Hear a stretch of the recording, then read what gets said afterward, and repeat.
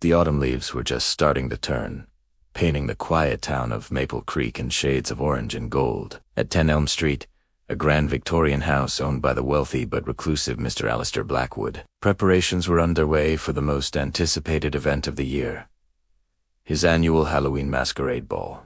The guest list was exclusive, a mix of the town's elite, close friends, and a few mysterious newcomers. Little did they know, this party would become the stuff of local legend for all the wrong reasons. As the clock tower struck 8, the house was alive with laughter and music. Guests in elaborate costumes, from Venetian nobles to classic movie monsters, mingled under the dim, spooky lighting. Alistair, dressed as a charismatic phantom, moved through the crowd, his charm as intoxicating as the punch he served. Among the guests were Clara, the town's librarian, dressed as a fairy queen; David, a struggling artist, disguised as a tormented vampire; and the ever-suspicious Mrs. Gable from next door, who came, as always, as a witch. The party was in full swing. David was sketching in a corner.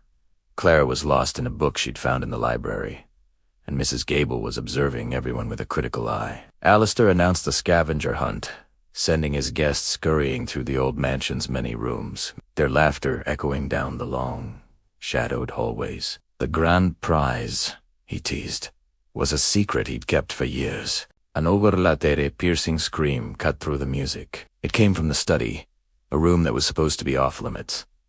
The guests rushed in to find a scene of utter chaos. The large oak desk was overturned.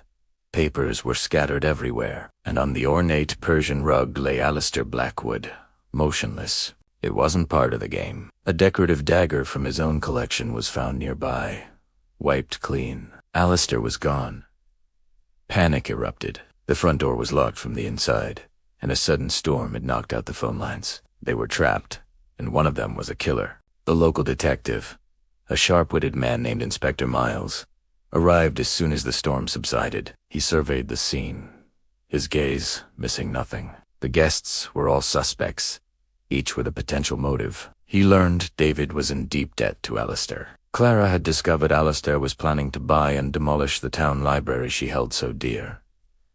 And Mrs. Gable? She had always been envious of Alistair's wealth and status. The scavenger hunt clues, once a source of fun, now seemed like a sinister map, leading to a tragic conclusion. Inspector Miles gathered everyone in the grand hall. He pieced together the timeline, analyzed the clues, and looked at each of their faces. The scavenger hunt, he began, his voice steady, was not just a game. It was a test. Alistair was planning to reveal his heir tonight, and the prize was his entire fortune.